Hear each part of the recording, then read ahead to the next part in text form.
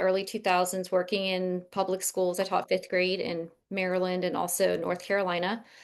After several years, really decided that was not for me. And then I worked at a private Quaker school, at a small school in North Carolina, growing it from 6 students to 17. So and that was the first school where I was allowed to use narrative documentation. I'm sure a lot of you from different alternative schools, have done that practice and you're sitting and writing and writing and writing and writing about all of these kids.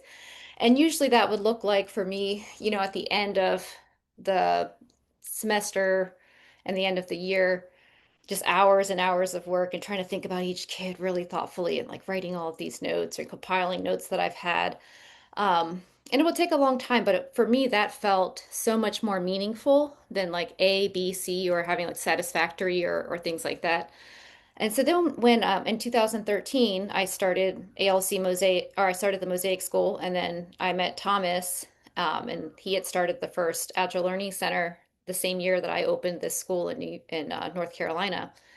And I met him, and after touring the school for one day, it was like, this is what I want to do. I want to turn the school into an ALC. And so, quickly shift that over and hired Thomas to do some consulting to help me, better organize the school. And then eventually, we got married and had a kid, and now he runs this school with me. So yay. But he's been there all along the way as I've started Mosaic and really struggled. That Mosaic's been open, this is our 13th year. We started out with 12 kids that first year, and now there's, I don't know, 75 or so. I'm not quite sure, but like, it was always a struggle. We at one point had Trello boards, and the kids would, have to end of the day write down what they did in Trello, or, we tried all these different things to try and show meaning from what they were getting out of their experience at a school that definitely in the early years was just like, hey, you show up for the day, like, what are we doing, kind of thing. Um, and there was so much beauty and wonder in that, but I, you know, wanted, I could see the value. There's all these moments I'd sit there and like watch a kid doing this thing, and I'm like, wow, this is amazing. This is why I do this work. And then how do I, capture and share that moment? That's something I've been talking to Thomas about for years. And so, um, finally, finally, Finally, you did something about it. Thomas was like, I'll build this thing and it's going to be what you've been asking for years and years and years and years and years. And I'm so happy. I'm so happy using this tool. It brings me so much joy. I think, I don't know, it's either me or Lacey. We're always like the top posters of like content because I get so excited because now I finally can capture these moments, day by day. Something happens and I'm like, that's meaningful. I want that to stay with the child. And I want it to like be a part of, their learning journey and their learning story and for their parents to see. And I think that it's not only a tool for, if a kid's doing, learning academics, great. Like you can say like, here's capturing like, here's what we did today, here's how they're doing, but also the other moments that to me are why I started this school that are like, what kind of person is this? What are they doing socially? Like what kind of like experience are they getting from this thing that maybe, you just see a picture and like, oh, they're just, playing with sticks, but like there was this whole social game around it and communication around it that I want to capture and share for that child. So, and then the other exciting part for me that's just like, super cool is that I don't know about all of you, but like working with kids all day long, I mean, it's a lot, and I'm busy and I have my own child and I'm tired. I'm trying to come home and cook. I'm trying to do all this stuff.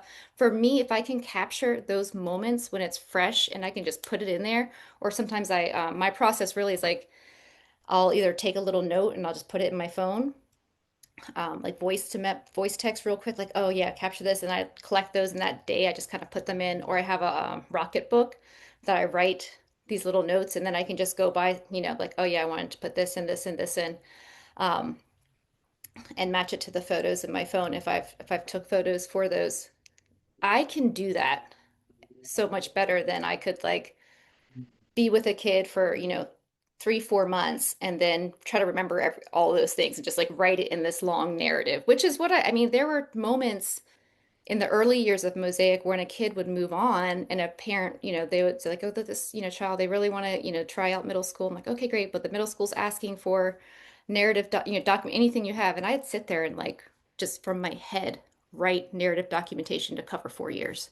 I mean, that's insane, So this is super fun for me to be able to do the daily moments and then allow this tool, if you choose to use it this way, um, to summarize all those daily moments that I've put in my own words at the end and say, generate the learning story, and then I can check it. Actually, this represents when I read this, this is the child, or I'm reading this and I'm going to edit this part. But generally, it's been the generating the learning stories. I've just been like having a really fun time reading that. So I'm going to share my screen and I'll just show some examples of some things I've documented to kind of give you a little snippet of how I've documented some things. These are just very small examples. Um, no, I need to, oh, here it is, share. Okay. Um, and we've changed the names of the kids. So I'm going to try to really be good about saying their name. Can you guys see my screen? Okay, so this is the student Fawn. Um, and she came from a traditional school background and really, her math experience thus far has led her to a place where she does not have confidence in herself in math and like can very immediately shut down. And so, but she's also this is the picture here. I've cut out faces for this webinar because of privacy. So you can see I have some pictures of this particular day. It's not the real date, but of this particular day. And then if I click more, you can read. Do I need to move this thing? Can you read that? Yeah, we can see it. Okay, good. Um, so you can kind of see that if, so her story is going to show a little more than at the end of the day, she could do the work. So I could have given her a paper and if I was in a conventional school, and she would have eventually gotten it all right because she is, as I write here, she's very deliberate. Math does not come quickly for her because of her previous experience that's leading her to shut down a little bit, but she's gaining her confidence. And so that to me is really important to document and tells a parent more than look at this paper that she did and it was correct, you know? And then the other part is like, you know, documenting like that she came from a schooled culture, right? So in school, copying is bad. That's just it. You copy, you're bad, And so she was like getting all fussy about, they're looking at my work, they're looking at my work. And she just kept focusing on that. And I'm trying to just help kind of like reframe this as like, we're doing math. Okay, they're looking at your work. But what are you doing? Like, are you getting it? Like you're getting this. And she really like the look on her face when I kind of said this, like, you could choose to say, hey, I'm really getting this, and people are looking at me to see if they're right. And like that was like to her like mind blowing that like she was the one, getting to um that she was getting it and people were looking to her. And that when when her caregiver sees this and when we've talked about this, like her caregiver is like, this is why I send her to this school. This is why. Because these are the conversations I want her to be hearing and having. And I'm, happy for this to be a part of, her learning story other than just like a paper that you can see here saying the correct numbers. Here's another one from the same student. Um, and I, chose this one because like, I sum up for all the students in this group, there's a game we played. So I actually copy and pasted this to the different students. And then the last little bit is specific to her, for each of the kids. And sometimes, it's not like I go in depth, like this in depth every single day. But sometimes I do just say, like, this is what we've done. But if there's something more meaningful there, and I try to just make sure that every kid, maybe once a week has something a little more contextual about how they did, I want to share that. Um, so this part, for all the kids did the activity would see that. But for her, again, what I noticed, which is kind of a trend with her, is I'm seeing her how deliberate she is. She's a deliberate thinker, and she's not actually bad at math. She's just deliberate. She's careful. She just takes more time. So what I want her learning story and her, like her documentation, her portfolio to portray is that that's just the kind of person she is. She's careful, and that's okay. So it might mean that if you throw numbers at her real fast, she's going to freeze, but she can do these problems. Here's the last one about Fawn. Um, she, I'll try to leave it up. I know I'm talking and you might be trying to read. Um,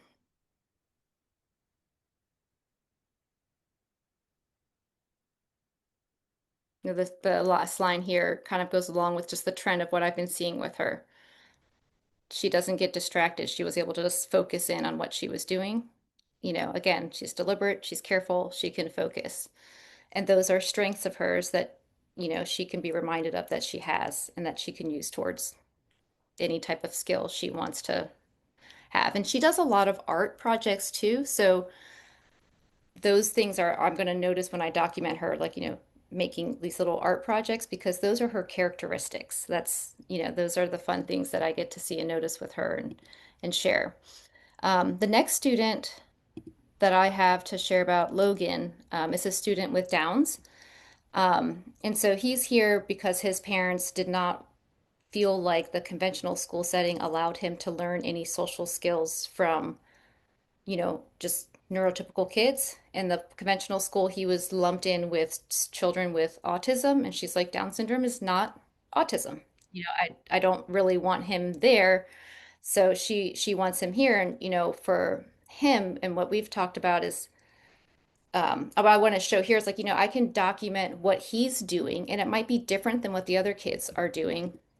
If I click this here, in this allowance game, and his mom knows, and we've talked about this, like he's not, the other kids were learning money and they were like learning how to make change and learning, I have, how do I count up? I need to get 85 cents. Which coins do I need to get? That was not something he was really ready to do. And so when it was his turn, he had another kid who partnered with him and they would really, and he would do that, the counting money part. But for him, he was really like he needed to learn earn and receive. When he landed on a spot that said you earn $2, sometimes he would give $2. So we would just, the goal for him was, what does earn mean? What does receive mean? What does spend mean? What does lose mean? Like if you lost $2 or lost 50 cents or something.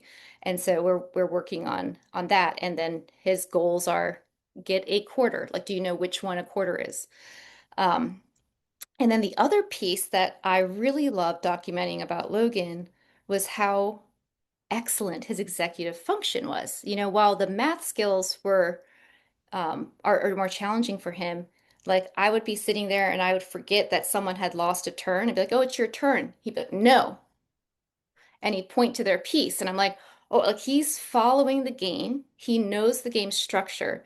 And for him, he wants to be included with kids his size, like that are more his size, where his math skills might be with kids who are smaller than him. He doesn't like, and his mom is fine with that. She's like, that's fine. I want for his emotional well-being to be with kids more his size, playing the game. And then we just adjust what he's getting to learn and practice, and then what I'm documenting here for him. Um,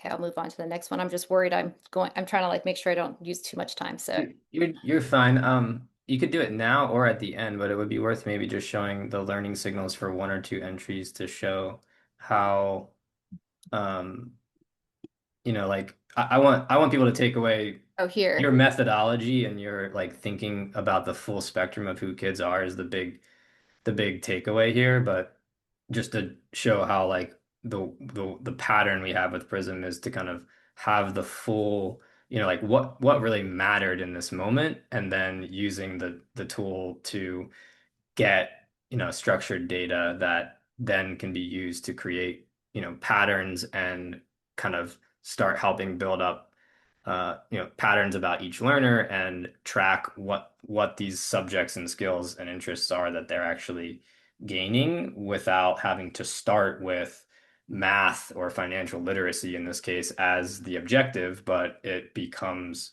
part of the learning that's captured afterwards. You can like hover on those too and show people Oh, okay.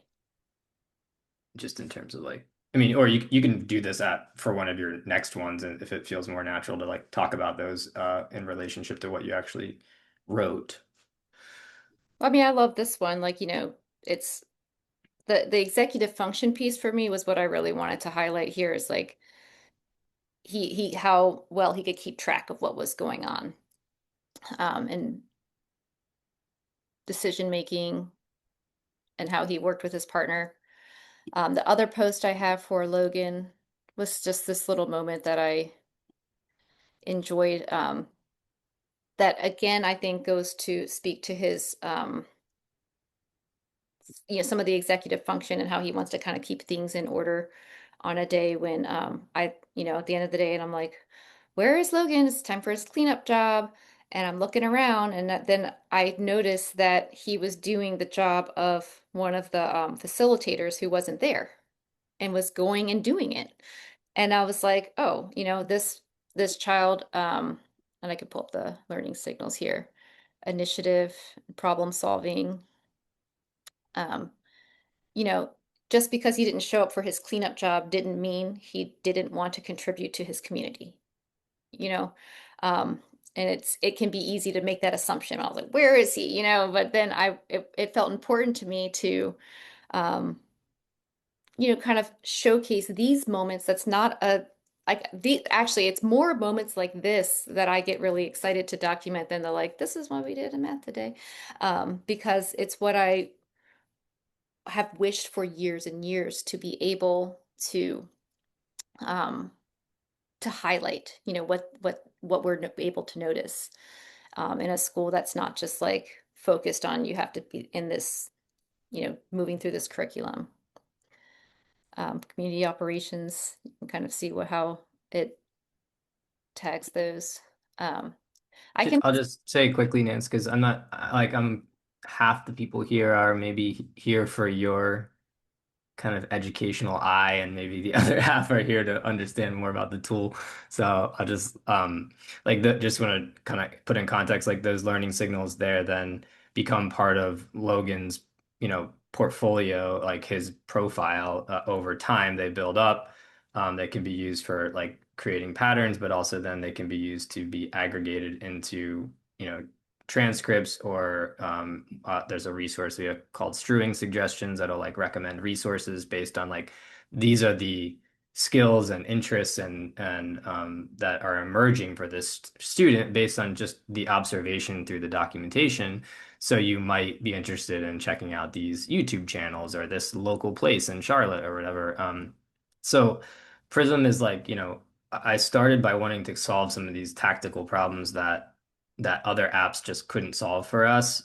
That's unique to our methodology, but then it's kind of quickly become this kind of living, support process of how to support learners in, using this information that we get, and understanding who they are. And as that information emerges, we can do a lot of cool stuff with that. And the things that we're building with that data is, an ongoing collaboration with everyone that's been using it. So you can jump back into your last round if you want. no, I mean, I put like an extra kid just for extra, but I want to make sure that Janique has time to share. Um, And for me, like the part that I love most about Prism is being able to generate the learning story at the end. And when I see, a kid, when I see my own words, like what I put in, all the work that I've put in to document these little moments come out and then, just generate for me like the narrative that I used to just spend hours writing, trying to remember. This has been completely like revolutionary to me. But I want to let Janique share as well. Nancy, do you have I see Andrea's question. Maybe it would be something we could address before we go into Janique's as well. If you want to read it and just see if there's I anything that. did see that, and Yeah. that's kind of when I posted the one about Logan at the end, just like doing the cleanup jobs. Like those are the posts that I feel like um, I had another facilitator like message me like I just read this post and it just made me want to cry. Like those are the moments that I really um, love to document. I picked like a math, that's why I tried to pick like a math one and then not math one or something like that because those things happen too, and people want to see that at times, but like I really like to showcase and see, with especially with the younger kids. One of the facilitators recently posted a documentation on these two kids had a wedding with each other and like all the things that went on with that, and it was just like the sweetest, cutest thing. And there was another post I made recently about eggs. We have a chicken coop, and the kids kept pulling the eggs out and breaking them. Little kids, like very, very little kids. And that was frustrating. And so um, Lacey and I decided like we were going to make a special egg basket and we're going to have a list. And every kid who wants to collect eggs each day, they can rotate on the list and collect the eggs. And we got all the little kids together and we were like, these eggs are like gold and they're like food, and like they're so special inside, like they have all these nutrients that can like feed our bodies and they feed my body, and if everyone wants a turn, like you can have a turn to take eggs home too, and so this is like a Prism post about us sharing with that because after, I mean, I wrote this post a little bit after, after like a week, that next week no eggs got broken, to kind of show how some of these younger kids, the approach of like sharing how special the eggs were. And now they get to be a part of the egg collection, how that shifted for them, the care of the eggs. Um, Not academic, but like really cool to document. Yeah, and the I think Andrea too, like the Nancy was mentioning the post about little kids staging a wedding. Like what was it was very cute, but was also like really amazing about that entry was the facilitator that did it was bearing witness to all of the, I mean, I can't go read it right now because it's privacy issues, but like, bearing witness to all of the different like skills and social like things that were evident in the kids acting this out and like, you know, get like exp the explaining the one kid did and the kind of like, advocating for themselves and all the different stuff. And I think I was definitely like 10, 15 years ago, I probably would have felt like, ew, like why do we have to validate learning to people? Like I was very much in that kind of like dogmatic, unschool perspective about it. Something that I really have felt to be true about this as we've been building and experiencing the tool, kind of building the airplane as we fly it, is like it can actually be like a practice of deschooling by doing the documentation because it's like what do you notice? Like what about are you witnessing that they got the fraction right, or are you witnessing the like the other parts about who they are and who they're becoming that's actually more important than the content, but like the broader spectrum of who they are as a person. And so I think like it can actually you it may not be so much about validating as it is, you know, paying attention to like what is it that you really want to pay our attention to and what is it that we're saying truly matters about the learning. And I think that no matter what your micro school is like, whether it's in your case like fully self-directed and not having structured offerings around any academics, or you have curriculum that you're asking all kids to do, like in these spaces where it's smaller and more relational, we all know the magic of that kind of environment regardless of the pedagogy, is the ability to witness like the broader spectrum of who a kid is. And so I think like it can actually be a valuable practice for educators to do that type of documentation, not from like a prove there's learning, but from a this is what I'm bearing witness to, this is what I see. That's actually really powerful kind of thing. And the question about do you feel like it helps parents deschool too? That's to be determined. But what I do really feel like, especially for our littlest ones who are 5 coming in, you leave your 5-year-old with these people. Like, ooh, that's a big deal. you know?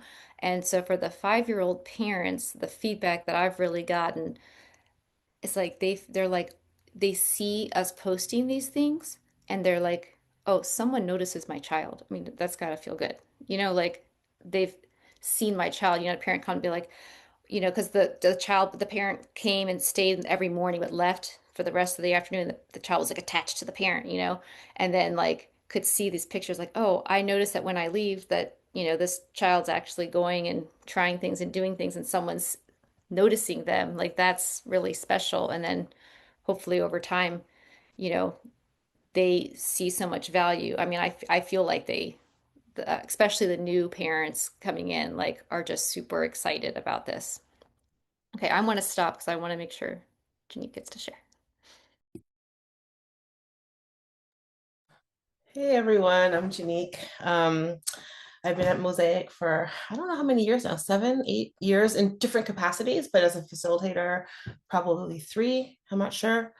Um, Funny because you guys were at the Piedmont School and I was in Winston this whole entire time. I just moved to Charlotte last year. I was commuting from Winston to Charlotte for Mosaic all these years. My kids are homeschooled, so I was always wondering how to document things because we're also unschooled and world schooled, not really like homeschooled. And I've always just been winging it with documentation and just trying to keep track of like what my kids have been doing. And then coming to Mosaic and having this broader group now that I work with mostly the middle school and high school age kids and or learners, I should say. And I give offerings, but I also kind of help facilitate their transition out of the program. So like I have like 4 10th graders that are entering dual enrollment next year in community college. And so they've grown up their whole lives at Mosaic, right? So how do we show the college that they're ready to be there? You know what I mean? And so I guess I will share my screen. Let's see. Um, can you guys see that? Hold on. I'm bringing it here. Do you guys see that? Okay. So there's this one learner, his name is Brent, I guess, and he loves photography. And so We've I've changed been all the names, so bear with us as we read through to these protect privacy. clunky. Yeah, yeah. To protect privacy, right? So basically he loves photography and he's been playing basketball all these years, but now he's starting to take photography and take it seriously. So I've been giving him a lot of challenges, a lot of photography challenges, like tell me in like a complete story in 5 shots, like a medium shot, a wide shot, like whatever. We go through all these different things and I enter it all into Prism. And so he's really, really, honing his eye and getting into photography more. And I have meetings with all of them every week because we're trying to, at this age, at this level, move away from just pure observation and more into their own personal reflection, their own voices, their own intentional choices. And so this is like a product of one of the meetings we had where we're talking about all the different ways we can use photography in his life now, how to synthesize that in his life. Um, so he can start using it more in the real world. So we just gave him ideas. And I think this is really, really fun because Prism also has this feature where it helps find resources. Like based on all the information you're putting in, it does like resource looking. It finds all the different things like in the area that he could do. So we went through some of those things and yeah, basically are trying to build connections with him in the greater community so he can work on photography more, which I think is really cool. And so right now, Thomas or Prism, the company, has rolled out like multiple user sign-ins. So now all the learners can actually have their own accounts. I have not yet rolled that out with my group because I'm still showing them how to do it, but we're rolling it out now. Um, so he'll be able to actually make his own content, and from his own voice, which I think is pretty interesting. So we're talking about photography here. I wanted to show the learning signals. Let's see. So his subject is visual arts, developing photography and videography practice, focuses on lighting and framing. Okay. Then there's like all the skills, the goal setting, because he's really taking steps on his own to do these things. The learning domains, overcoming self-doubt, because I did talk about how he feels fear that he's not good enough and he's not getting, so it talks about all those different things. And of course, the interests, right? So I don't know if I'm moving too fast or not, but okay. And for another learner, we have what's her name? Lena. Mhm. Lena Lena is an artist. She spends a lot of time making original characters, these OCs that she loves.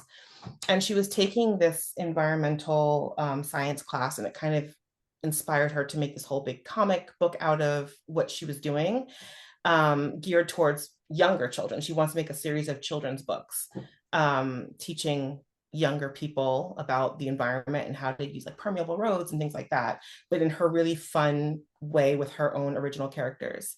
She's also been studying Japanese for a really long time. And so she was using Japanese hiragana and katakana in some of the, like, you can't really see it here, but like in some of the product placement and things like that. So she mounted it and showed it to me. And I thought that was really cool. So I tracked the whole arc of that. Um, because it's not linear. It's like there's all these different things she's synthesizing, right? And so when Prism sees the learning signals, it talks about all the different styles: the creative production, the Japanese, the environmental science, the language arts, the comics and manga, Japanese culture, all those different things. And It hopefully it'll be quick. I'm wondering because so we're still very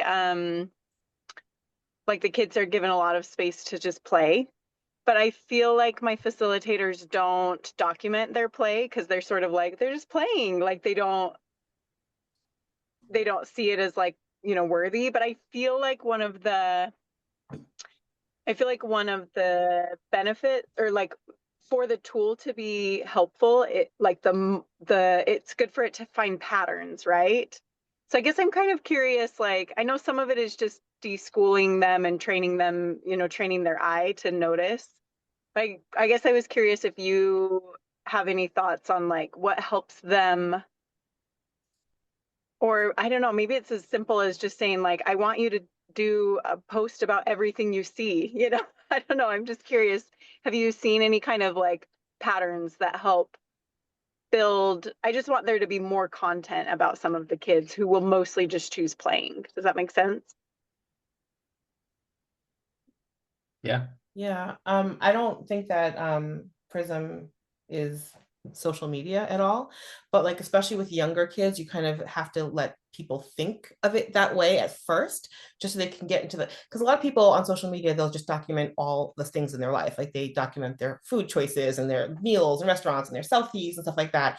And if they can do that for themselves, like they can do that for the kids. So they have to kind of switch their brain of thinking like, you're not in a traditional environment, you're just getting moments, just get the moment, and then once you get the moment, say what's happening in the moment. And but just think of it, even though it's not social media and we shouldn't make it social media, but think of it like that because that's what people relate it to at Okay. first. And then it just becomes that practice, because at some point, like I know, especially in the classroom, like I have like sometimes the kids will come, it's like 16 kids in a classroom. And it's like I take the same picture over and over again. It's like 16 kids just put their heads down. So like at some point I'm like, okay, this is boring. And then it challenges me to be like, okay, I took this picture. Now what can I say about it? And then every time you do it, it just gets a little bit more in depth as you start training your brain to like look, from the macro to the micro. But at first, to just get content, just get content. And then it'll just kind of unfold as they start spiraling in, because they're going to realize that it feels boring to them or boring to the parent. Like it just, I don't know. It has to become a rhythm. That's my opinion. I don't know. Yeah, I mean, I always try to like I really appreciate the around the play yard pictures, just like the kids in the mud kitchen and you know, today this group of kids um we they moved the puppet stand to the mud kitchen area and they turned it into a fast food place. So like on the other side of the fence, the other kids are coming around and taking food orders. Like today, this kid turned it into a fast food order. And I had a little picture of kids in a line ready to give their orders, and they had leaves and sticks in their hands to pay. Like they use leaves and sticks, and then just as simple as just I just said that, and then the Prism will then suggest learning signals, and it'll kind of help to train the person to say like, oh, like this actually has meaning. And then maybe their description over time can get better. And the other thing that Prism has that I really like, you can go into it and um, see the list of names of kids who have the fewest entries, ordered by the fewest entries. And so, Lacey, my coworker, is really good each week for the play yard. If she goes in there and then that week she'll like, okay, those kids have the fewest entries, and she'll make sure that they get, to notice those kids. And so then you could tell your facilitators that like, let's look like who has no entries. And a lot of times it might be the kids who don't go to, like who are playing in the play, who are, just playing, but like then go follow that kid. Like that's what I want you to do today. Like see what they're up to and write a post about them. Right. And I'm also feeling like too, because I feel like Claudia makes a lot of the meaty, like the early childhood, like the kid people who really embrace like early childhood play. Like she brings most of those posts. Um, it would be neat to see if we could compile some of hers, either with the parents' permission or we change the names and change the photos to share so for other schools as examples. I think some people just need examples, like look Yeah. at this picture and look what this person wrote. Oh, that that I think that would be helpful. And then you can realize like, oh, like kids did something similar to that last week in our program. I just didn't like think about all the like, articulating it in this way, or I didn't like, pay attention to it in that particular way. Um, but yeah, hopefully that's helpful, Jenny. Like I think both Janique and Nancy are right on track. Like sometimes you just have to start by exercising the muscle, and it's like a picture, and it's like, well, literally what happened, and then like, Yeah. and then you start like realizing when that practice then also has you paying attention differently the next week when you're in the moment because you're knowing that you're going to do this practice, and it's like, well, what's actually worth like paying attention to right now, and then you kind of it's a spiral that can kind of feed itself. Thanks. Yeah, that's really helpful. It's funny, I that made me realize too, we had this whole conversation today about like, what do we want to implement next month? And we were all chatting, like, what are they into? And now I'm going, why didn't we pull up Prism and say, like, what are the patterns we're seeing? Like, what do they keep leaning into? So I think reminding them that that tool is there is probably going to be helpful too. So